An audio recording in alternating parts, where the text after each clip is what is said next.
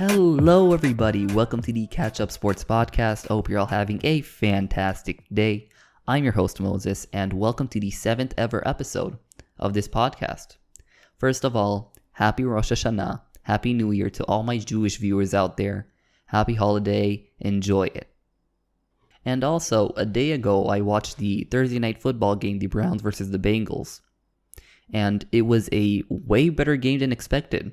Many jokes on Twitter and Instagram thought it was going to be a defensive slugfest. It's going to end 6-3, but it was a high-scoring, very competitive and close matchup. Very entertaining. And Baker Mayfield, the Browns quarterback, had a career-saving game. If he lost that game against the Bengals, I think his career would be over. And this game is also proof to me that Kevin Stefanski, the Browns head coach, is a great coach. After suffering a blowout on Sunday 38-6 versus the Ravens, he motivated his team to play great on a short week. Only great coaches know how to do such a quick turnaround and motivate his team.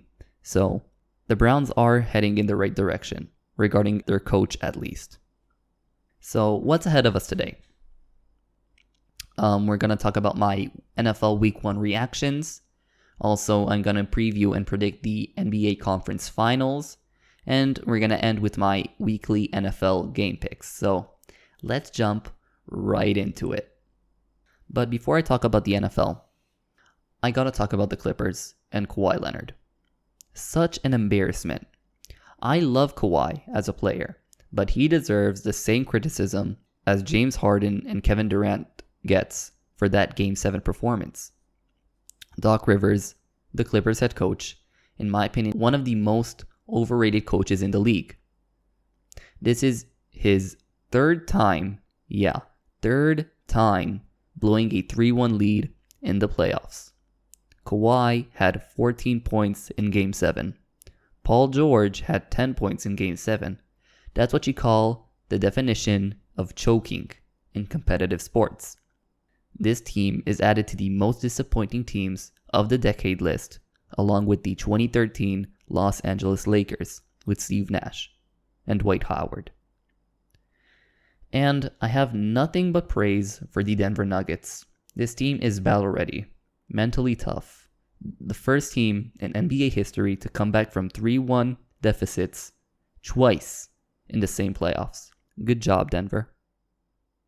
Now let's shift to the NFL. Week 1 of the 2020 NFL season is in the books, and I had a blast watching so much football during the weekend.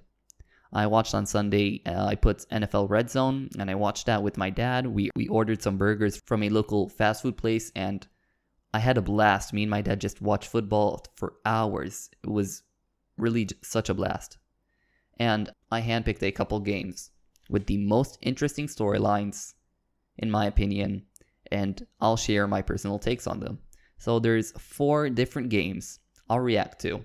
So let's start with the first Sunday night football game of the season, the Cowboys versus the Rams.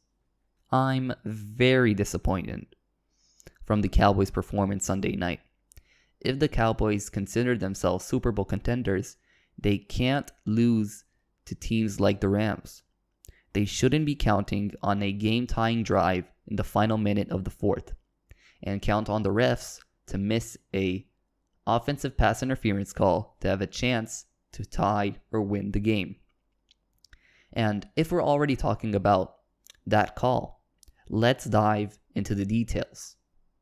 With under 30 seconds to play in the game, the Cowboys are down by 3 and they need a field goal to send this game into overtime. So Dak Prescott throws a 47-yard completion to Michael Gallup, who smoked Jalen Ramsey on that play. But the play was, unfortunately for the Cowboys, brought back because Michael Gallup committed offensive pass interference on that play. And because of that call, the Cowboys ultimately lost the game. The next day and throughout the week, many sports media analysts like Skip Bayless started complaining and whining that Gallup didn't commit pass interference. So let's look at the definition of pass interference. So here's the definition. when a act more than a yard beyond the line of scrimmage significantly hinders or helps the eligible receiver to catch the ball. On the Michael Gallup play, on that specific play, Gallup does extend his arm to slightly push away Ramsey from him. So Gallup would have more space to catch the ball. In other words, if you like it or not, Michael Gallup did commit offensive pass interference, even if it was a slight push-off. And the Cowboys did deserve to fall to 0-1. The second game I want to talk about is Tom Brady's first start with the Tampa Bay Buccaneers. So, Brady had an off game. He went 23 for 36, 239 yards, 2 interceptions and 2 touchdowns. And all of his critics were quick to call him washed and a system quarterback. And to be honest, I'm not worried about Brady or the Bucs. Everyone has to remember that this is a new offense for Brady to learn. This is difficult, especially in a COVID year where there's no OTAs and a very late training camp. Watching that game, Brady looked great physically, throwing those tight spirals. By week 3 or 4, when this offense starts clicking and stops being sloppy, the Bucs will have one of the best offenses in the league, like they should be. The day Brady will be washed is when Brady physically can't throw the ball at an NFL level. But if by week 3 or 4 this offense isn't performing, there's a problem. The third game I want to talk about is Joe Burrow's first NFL start. So it's the Chargers versus the Bengals. And if you look at Joe Burrow's stats, it looks like his performance was underwhelming. 23 for 36, 193 yards, an interception and 0 touchdowns. And until there was 2 minutes left in the game, his performance was underwhelming. The Bengals had the ball with 2 minutes to go, down by 3. And something changed that drive. Burrow took over that drive, looked like a true veteran quarterback, taking what the Chargers defense gave him. And it's very rare to see a rookie quarterback at his first NFL start to conduct a class 2-minute drive. Burrow drove his team inside the 10-yard line, almost scoring a touchdown and winning the game, if AJ Green wasn't called for offensive pass interference. Sadly for the Bengals, their kicker missed a 31 chip shot field goal to send this game into overtime. Regarding the Chargers, I'm a bit concerned. Their offense, led by Tyrod Taylor, scored only 16 points versus the Bengals. The Chargers have unlimited talent on offense and a solid defense, and they barely beat the worst team in the league last year. Maybe the Chargers aren't as good as we thought they would be. But regarding Joe Burrow's performance, he's got a lot of potential. And on Thursday night against the Browns, he balled out, throwing the ball more than 60 times for 360 yards and 3 touchdowns. The future is bright, Cincinnati. I'm happy for you. The fourth and final game I want to talk about is the NFC North marquee matchup. The Packers versus the Vikings. So I gotta say this. Aaron Rodgers came mad into the season. His team drafted his potential replacement, so Rodgers decided to revert back to his MVP unstoppable form to prove his team wrong for drafting a quarterback. He went for 32 for 44, 364 yards, 4 touchdowns, and 0 interceptions, scoring 41 offensive points in that game. I'm very excited to see that Aaron Rodgers is finally truly back. And I'm really concerned about the Vikings. Their new young and inexperienced secondary played like Swiss cheese Sunday. The Vikings need to figure this out as soon as possible to have a chance to win this division. Now, let's shift to this. The conference finals in the NBA playoffs has started, so I want to lay my predictions and thoughts. Because these two matchups are very intriguing. I'd like to start with the East, the Celtics versus the Heat. It's the team of all-stars versus a true playing all-around good team. I think all of the matchups we could have got in the Eastern Conference Finals, this is the best matchup we could have got. I'll take the Celtics in 7 because the Celtics are more battle-hardened than the Heat, in my opinion, after beating the Raptors in a grueling 7-game series. But also, you never know. The Heat do have Jimmy Butler and Bam Adebayo and a great team around them. So the Heat have a great shot to advance to the finals. And I'm currently recording this. In a couple hours is going to be Game 3 of the Heat-Celtics series. And the Heat are leading 2-0. And I just want to say this. If the Heat win the game and they go up 3-0, this series is over. It's going to be a sweep. But if Boston wins that game, I think Boston has a great chance to advance to the finals. This is the most important game of this series, and I'm excited. Now, on to the West. Nuggets versus Lakers. This season is, in my opinion, LeBron's last shot to reach the NBA Finals. Next year, the Warriors are coming back, the Nuggets are going to be back, the Clippers are going to be back, and I think angrier. Also, the Blazers are coming back. And most importantly, Luka Doncic and the Dallas Mavericks are going to establish themselves as a championship caliber team next season.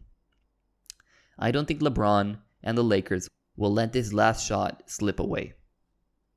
I'm taking the Lakers in 6, but if this series goes to a Game 7, then Denver will advance. I trust Denver in Game 7. Now, let's move on to my NFL Week 2 game picks, my favorite segment of the week. Now, Week 2 of the NFL season is upon us, and you know what that means. Here's my weekly picks. I'm currently 11-6 after picking the Browns to beat the Bengals on Thursday Night Football on my Twitter. The link is in the description for my Twitter. So before I start with my picks, I want to know, what are your picks this week? Do you have any bold predictions? Write them in the comments or at my Instagram or at my Twitter. I'll respond to any comment. So let's start with my picks. The first game I'm predicting is the Giants at the Bears. The Bears had an impressive comeback last week versus the Lions, but I'll pick the Giants because I think they'll fix some mistakes on the O-line that they made last week. And if the O-line performs, the Giants are the better team in this matchup. Rams at Eagles. The Eagles' offensive line was broken to pieces last week by Washington's defensive line. And I don't think the Eagles can contain Aaron Donald and the Rams' pass rush. So I'll pick the Rams in the potential upset. Falcons versus Cowboys. Falcons at Cowboys. I'm going to pick the Cowboys. They're the home team, and I don't think highly about the Falcons this year due to their coaching staff. Panthers at Buccaneers. I'm just going to pick the far better team in this one, the Tampa Bay Bucks. Niners at Jets. I think Adam Gase, the Jets head coach, is the worst coach in the league, by far, and the Jets roster is also one of the worst in the league. I'm just going to pick the 49ers. Even though George Kittle is not available Sunday. Broncos at Steelers. I'm going to pick the Steelers just because they're the home team. Jags at Titans. Gardner Minshew and the Jags really impressed me week 1. But the Titans are a better team and they're the home team. And I think they're going to win this game if Gostkowski can kick this time. Pray for Gostkowski. Lions at Packers. The Packers had the Lions number for years now.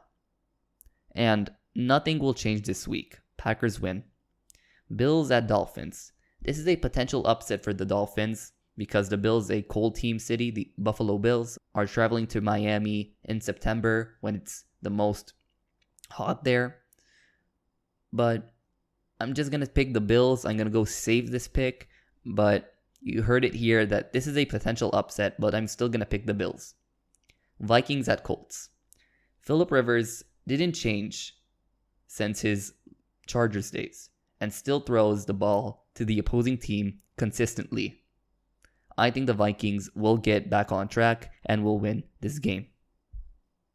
Washington football team at the Arizona Cardinals.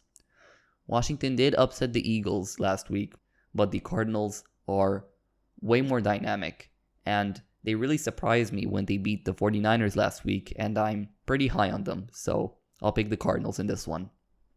Ravens at Texans.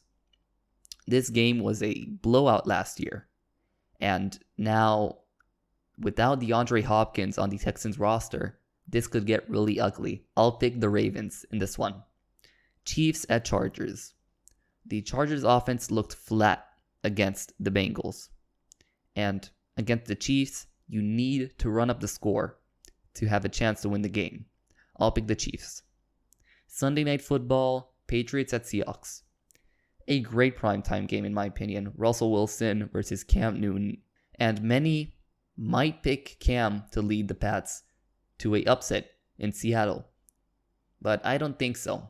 Remember that the Patriots don't have any receiving threats apart from Julian Edelman. So I'll pick Seattle in a close, entertaining Sunday Night Football game. Monday Night Football, Saints at Raiders. The first game in Vegas, and in my opinion, it's not going to be even close. I think the Saints are far superior than the Las Vegas Raiders. I need to get used to that. So I'll pick the far better team, the Saints. Those were my weekly NFL predictions. Once again, if you have any predictions or bold predictions, so write them in the comments. I'd love to know, or DM me on Twitter or on Instagram. My DMs are open. And this is the end of the podcast. Hope y'all enjoyed it as I enjoyed writing it and recording it. And this podcast is also available on YouTube, Spotify, Apple Podcast, and SoundCloud, so you can listen to it whatever it's more comfortable for you. Also, if you have any friends who love American sports, spread the word about this podcast. Let's grow this community and make it as big as possible. I'll see you guys next time. Peace.